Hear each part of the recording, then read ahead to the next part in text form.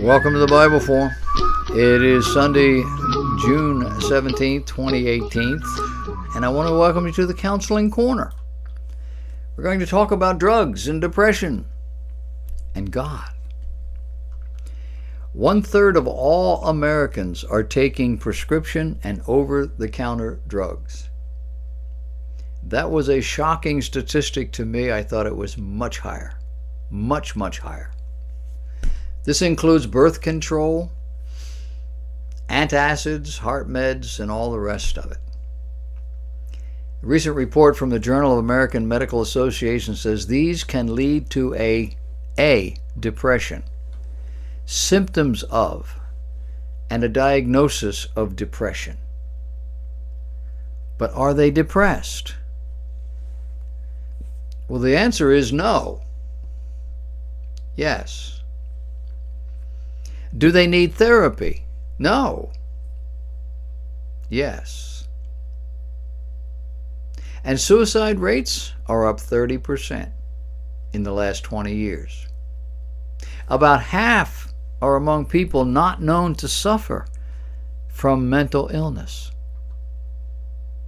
The highest risk, it seems, is taking more than one drug with the depression as a possible symptom. Meaning what? Meaning a possible symptom, not in the top 20 systems listed in the PDR. A possible symptom. Antidepressants are the only drug class that carry an explicit warning called a black box warning of suicide risk. What we're being told is a huge number of people using antidepressants don't need them. Over-the-counter drugs do not include comprehensive information as to adverse effects, and some of these are contributing to the problem. For several decades now, depression has been a designer illness of choice among a growing number of Americans. Depression is the most common serious brain disease in the U.S.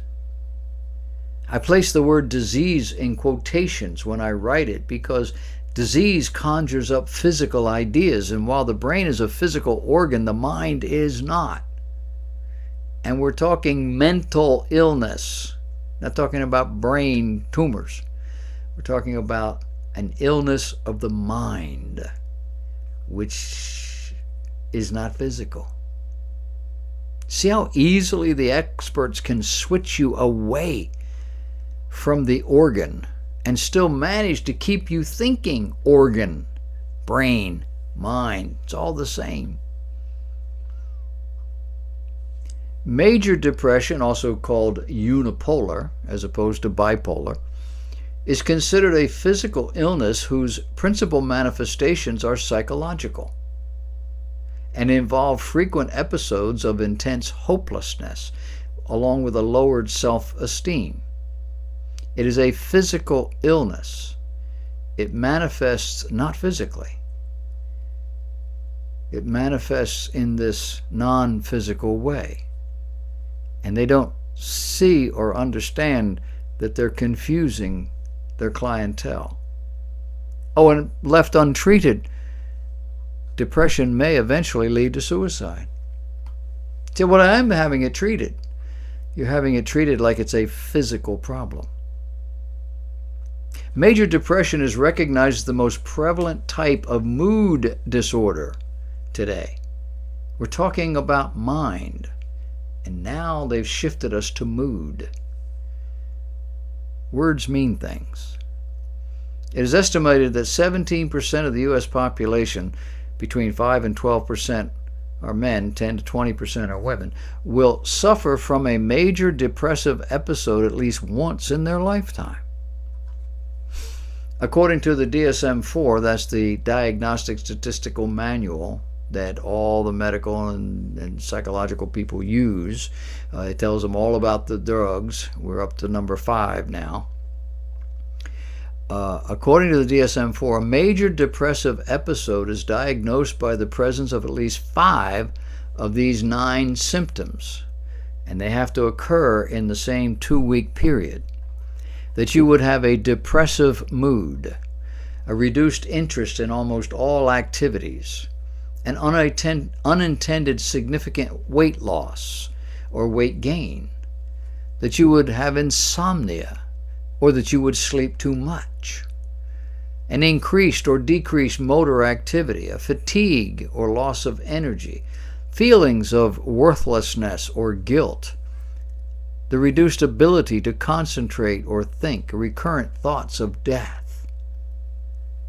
If you were to write these 9 things down, you would see how many of them kind of feed on the other. Yeah, I'm feeling this way and I'm not eating, and oh, by the way, I'm losing energy. How is that more than 2 things? And I'm lost weight too. Now we've got 3 things in one, but we've got them listed as 9. It's a little strange. And the use of the word mood and feelings and thoughts are prevalent throughout, and they are not physical ideas. And yet we're led to believe that they can be treated like any other disease. So what is it that causes depression? Well, it can be a lot of different things. Traumatic life events, the death of a loved one, divorce, financial problems, or some other significant loss. There's also the built-in perceptions of uselessness, fear, guilt, hopelessness. And with these, the experts tell us the depressive episode is usually time limited. You feel useless until you don't. Significant depression, we're told, is more likely to occur as a result of a medical illness. Have a stroke, heart disease, cancer, diabetes, and so forth. Or with psychiatric disorders, substance abuse, medications. Medication to cure the depression that medication caused? All right. It can occur in families with no history of depression.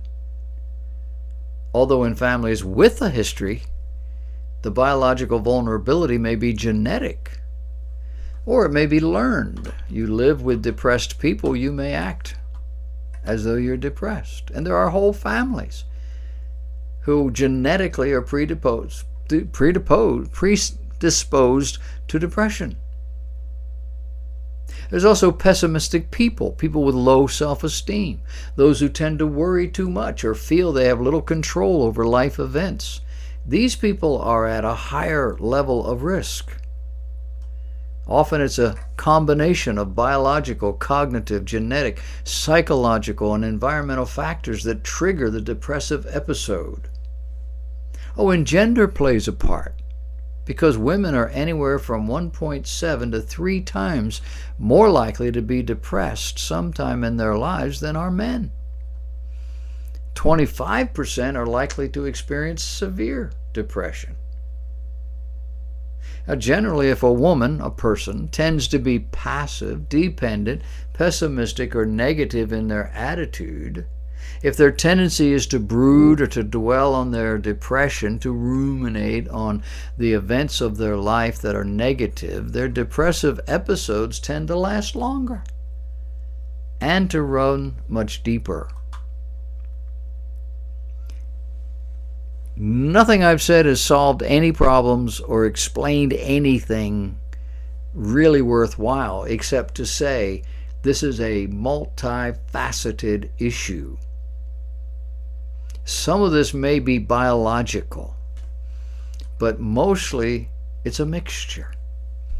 Biological, social, psychological, physical, and sometimes all of them at the same time. And studies show that the more children a woman has, the more likely she will be depressed at some point in her life. And most of us look back and say, duh, what does that mean? Of course they're likely to be. Very few women can keep it all together, especially if they're having children every 2.5 years. It can wear you down physically. I knew a woman years ago, had 7 children, 2 or 3 miscarriages. All of that before she was 40 years of age.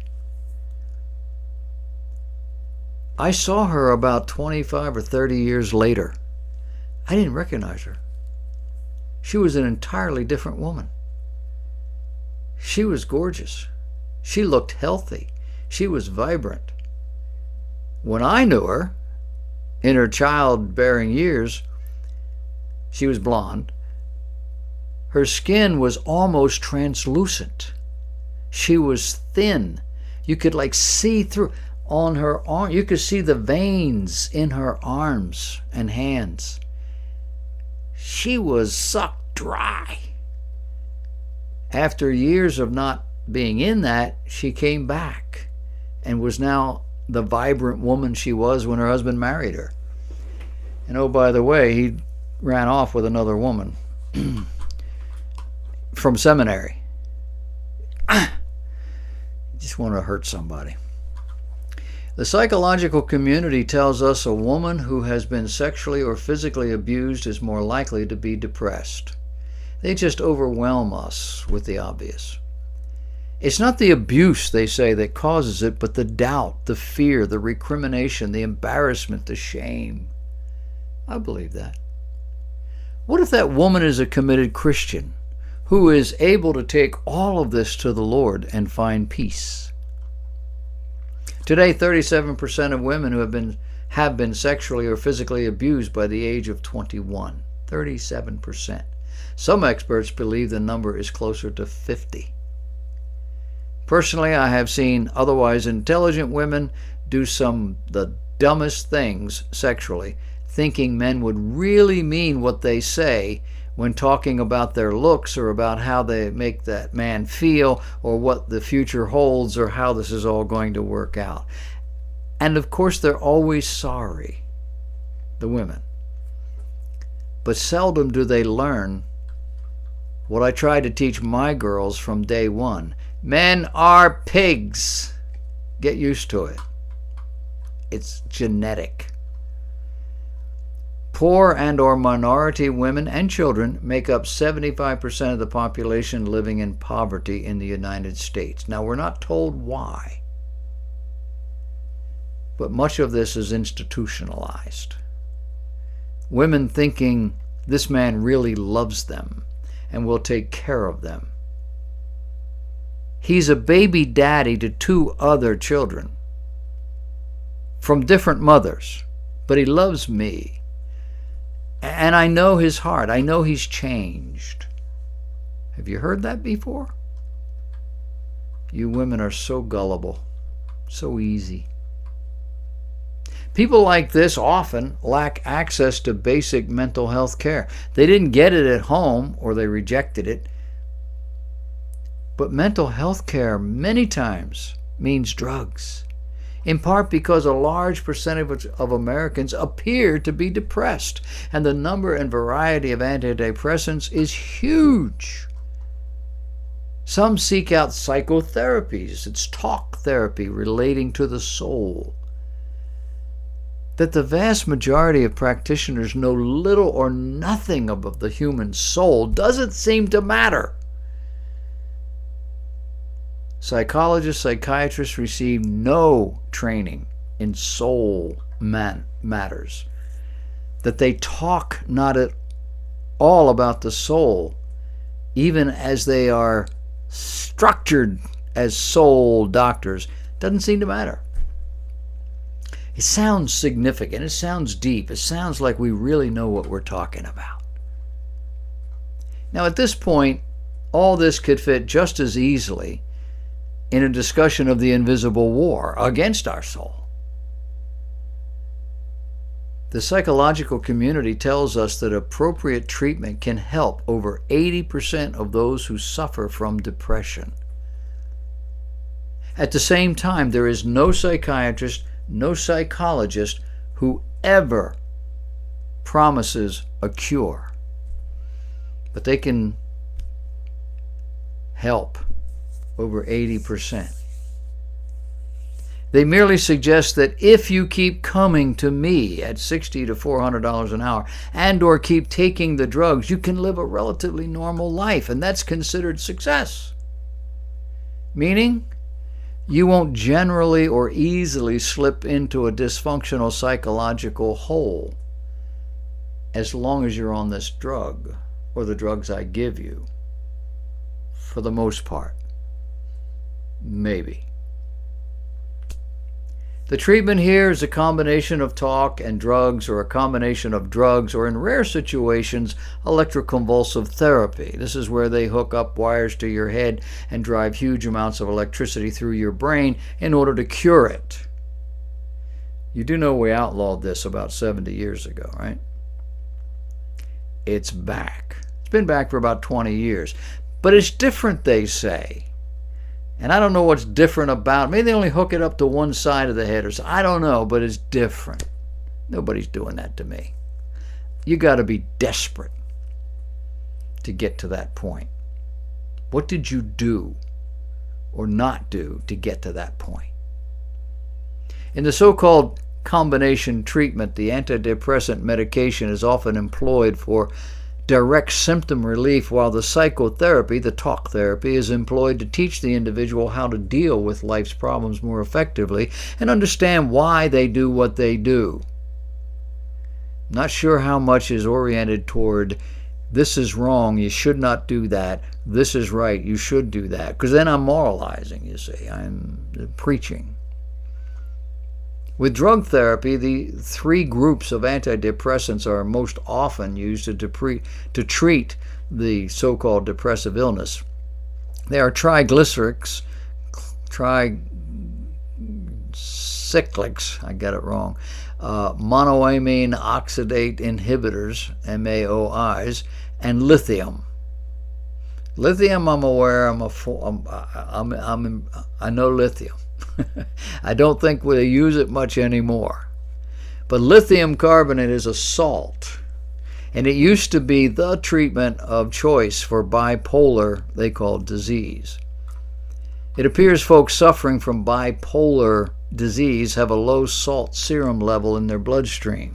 So by adding salt, these folks become more normal, meaning they're not out there trying to just do crazy things. They have come down to earth. They are now more dull, more listless, more uncaring, unfeeling, unable to think clearly, and so forth. But they're not flying around the ceiling anymore, creating all sorts of chaos for we normal folks. Now, treatments have changed in the last couple of decades. We've got new drugs, but the bipolar individual is always bipolar. They're just being medicated into control. Nobody's fixing them. So are these people suffering from a medical or a psychological condition? And the answer is yes. Without the meds, you can't talk to them. On the old meds, they have trouble listening to you. It's a wise treatment that employs both, hopefully lessening the chemical part and increasing the control behavior part. But my experience is they rarely stick with you long enough to get that. And the same is true with seriously depressed people. They need the meds so you can talk to them. They're in an emotional hole, cut off from the outside world. They don't even feel anything. And they need adjustments to both their behavior and their life view if they ever hope to escape this treadmill. The depressed individual is thinking negative thoughts, and those thoughts are not fully accurate, although they may be starkly real. Real in the sense that this is reality. Not accurate in the sense that this is not how to handle it. Depression often makes a person feel overwhelmingly exhausted, helpless, worthless.